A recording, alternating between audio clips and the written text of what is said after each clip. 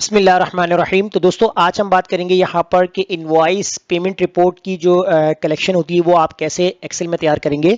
सबसे पहले आपको यहाँ पर आपको इनवॉइस नंबर जो है वो आपको ऐड करना है। इनवॉइस नंबर से यहाँ पर हम स्टार्ट करेंगे।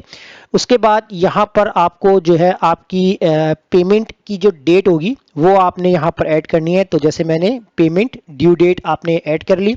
उसके बाद आपके क्लाइंट हैं, उन क्लाइंट के जो है नेम आपको यहाँ मेंशन करने हैं और कितना अमाउंट है वो अमाउंट आपके पास यहाँ लिखा होना चाहिए। और इसके बाद अगर आप अपने जो है वो क्लाइंट के ऊपर कोई भी पेनल्टी या इस तरह का आपकी कोई पॉलिसी है तो वो आप जो है यहाँ पर ऐड कर सकते हैं। जैसे यहाँ पर हमने लेट चार्ज जो है वो इस तरीके से ऐड कर दिया है। इसके बाद फिर यहाँ आपको ऐड कर लेना है कि आपका टोटल पेड जो है वो कितना बन रहा है। तो ये भी आपको वीडियोस के अंदर आपको समझ में आएगा।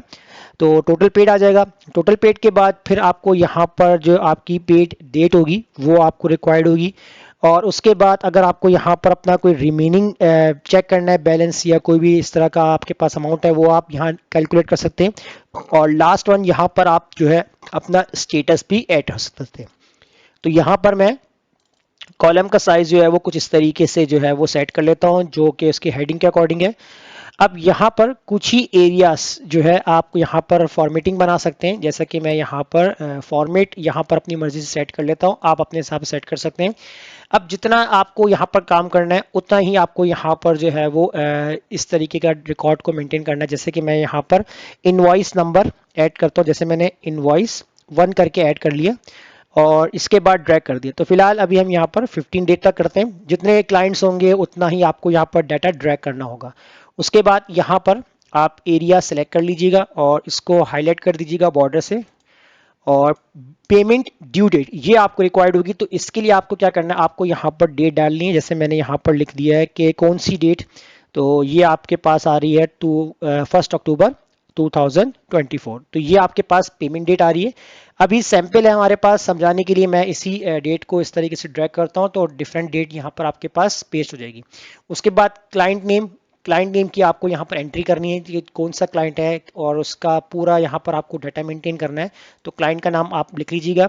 अब अमाउंट कितनी है, तो ये अमाउंट जो है वो आपको यहाँ पर मैन्युअली टाइप करनी होगी कि आपके क्लाइंट की अमाउंट क्या है। तो मैंने यहाँ पर क्या काम कर लिया है, तो जैसा कि मैं आपको यहाँ पर बताया था कि मैंने पहले से अमाउंट जो है वो यहाँ पर लिख के रखी हुई है।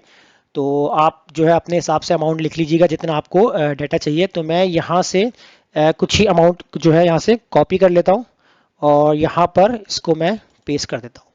तो यहाँ पर हम कर देंगे पेस्ट। अच्छा, एक्स्ट्रा कोई अमाउंट आ रही होगी उसको फिलहाल अभी मैं यहाँ से डिलीट कर रहा हूँ। अब देखिए यहाँ पर अमाउंट मेरे पास आ चुकी है। अब उसके बाद हम यहाँ पर जो है वो लेट जो चार्जेस हैं वो यहाँ पर आपको जो है वो कैलकुलेट करना है। अब लेट चार्जेस आपको कैसे कैलकुलेट करना है, आप इक्वल लगाएंगे।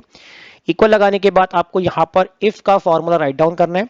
सबसे पहले आपको कंडीशन बनानी है जो आपकी ड्यू डेट है, अगर ये ड्यू डेट आपकी ग्रेटर होती है, किससे ग्रेटर होती है, और इक्वल यानी कि या तो ये आपकी ग्रेटर हो या बराबर हो, किस चीज के बराबर होगी। अच्छा, यहां पर आप जो सेलेक्ट करेंगे पेड डेट वाले सेल को। अच्छा, पेड डेट वाला सेल जो है ना, इसके ऊपर हम पहले डेट डाल लेते हैं, फिर आपको जो है वो इजीली फॉर्मूला समझ में आ जाएगा।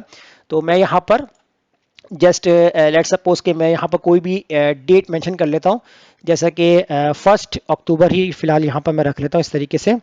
और इसके बाद इसको 2024 कर देता हूँ। अब इसको भी मैं ड्रैग कर लेता हूँ यहाँ तक। अब देखिए यहाँ पर हम निकालते हैं लेट चार्जेस। अब लेट चार्जेस वही सेम कंडीशन, वही सेम फॉर्मूले से हम यहाँ पर निकालेंगे।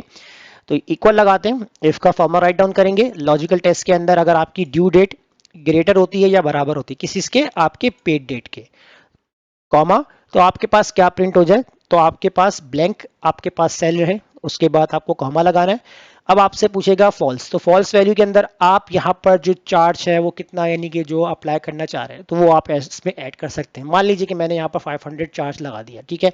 उसके बाद ब्रैकेट क्लोज करके आप यहाँ पर जो है वो एंटर कर देंगे।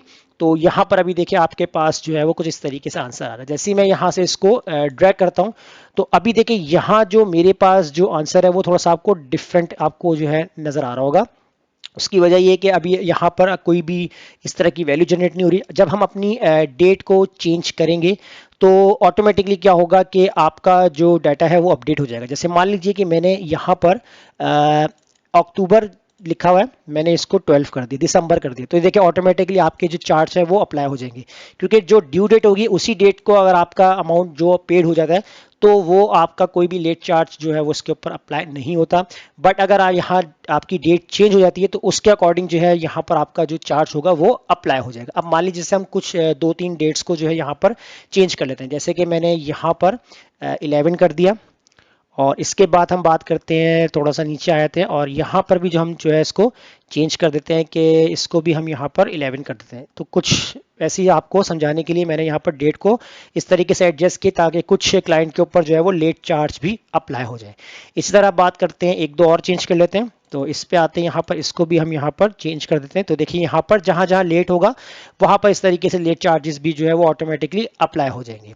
अब इसके बाद जो हम बात करेंगे यहाँ पर जो आपका टोटल पेड है, तो टोटल पेड यानी कि आपके पास जो है वो किस तरीके से आएगा, आपने इक्वल लगाना है। जो आपकी अमाउंट है इसमें से आप माइनस कर देंगे 2000 या 500 या जितना भी आपको जो है माइनस करवाना। अब ये क्यों करवा रहे हैं, बट अगर कोई टाइम टू टाइम जो है आपकी पेमेंट क्लियर कर रहा होता है तो उसको अगर आप कुछ अमाउंट रिलीफ देना चाह रहे हैं तो वो आपके ऊपर डिपेंड करता है। बट ज़रूरी नहीं है कि आप इस तरीके से जो है वो चार्ज माइनस करें, बट कॉन्सेप्ट है, कोई भी कॉन्सेप्ट हो सकता है। तो मैंने फिलहाल अगर यहाँ पर 2000 या 1500 या 3000 भी अगर मैंने इसमें चार्ज माइनस कर दिया तो देखेंगे कुछ इस तरीके से आपके पास जो है वो टोटल पेड आ जाएगा। अब इसके बाद यहाँ पर इस फॉर्मूले को ड्रैग करेंगे तो टोटल पेड भी हमारे पास कैलकुलेट हो जाएगा। अब हम देखेंगे यहाँ पर जो हमारा रिमेनिंग अमाउंट है, तब रिमेनिंग कैसे चेक करेंगे, उसके लिए आपको इक्वल लगा लेना है, ब्रैकेट ओपन करना है। ब्रैकेट ओपन करेंगे तो देखिए जैसे आपका अमाउंट था इसको सेलेक्ट करेंगे और माइनस करेंगे किससे, जो आपका टोटल पेड था। ब्रैकेट क्लोज करेंगे तो एंटर कर देंगे तो यहाँ पर आपको रिमेनिंग भी दिखा देगा। अब या तो टोटल पेड की कंडीशन आप रिलीफ में भी जा सकते हैं कि आपने रिलीफ दे दिया। अगर आप यहाँ पर कोई अमाउंट आपको कम मिलती है तो आप एज अ रिमेनिंग का कॉलम बनाकर यहाँ पर ऐड कर सकते हैं कि 30,000 की अमाउंट थी, 20,000 पेड हुआ है और रिमेनिंग कितना रह गया, 3000 रह गया। तो इस तरह की कंडीशन दोनों सिचुएशंस हो सकती हैं, तो दोनों कॉन्सेप्ट यहाँ पर क्लियर करना बहुत जरूरी है। तो इसलिए मैंने यहाँ पर रिमेनिंग का कॉलम ऐड करके इस तरह की कंडीशन मैंने आपको बता दी है। इसको भी ड्रैग करेंगे यहाँ पर, और अब हम यहाँ पर अपना फाइनल देखेंगे जो हमारा स्टेटस है। तो स्टेटस के लिए आपको यहाँ पर क्या काम करना है, तो मैं यहाँ पर लगाता हूँ इक्वल लगाता हूँ, और सबसे पहले इफ एरर का जो फॉर्मूला है इसको मैं यहाँ पर राइट डाउन करूंगा। उसकी वजह ये है कि जहाँ ब्लैंक वैल्यूज होगी वहां पर एरर नहीं आएगा, इसलिए if error formula write down कर रहा हूँ। एक ब्रैकेट ओपन हो गया, एक और ब्रैकेट हम यहाँ पर ओपन करेंगे। सबसे पहले आपको अमाउंट आपको सेलेक्ट करनी है, उसके बाद अमाउंट को आपने माइनस करना है किसके साथ, जो आपका टोटल पेड है इसके साथ माइनस करेंगे और प्लस कर देंगे किसके साथ, जितना आपका लेट चार्ज होगा इसके साथ आप प्लस कर देंगे। ब्रैकेट क्लोज, एक और ब्रैकेट क्लोज करके आप यहाँ पर कर देंगे एंटर। जैसे ही आप एंटर करेंगे तो यहाँ पर ओके कर दें इसको। अच्छा यहाँ पर हम देख लेते हैं, अच्छा यहाँ पर इफ एरर के लिए कॉमा लगाएंगे, डबल कोटेशन और डबल कोटेशन क्लोज एरर के लिए, यानी कि जहां पर कोई कंडीशन अप्लाई ना वहां ब्लैंक आ जाए। तो इसके लिए हम एंटर करते हैं तो देखिए ब्लैंक आ चुका है।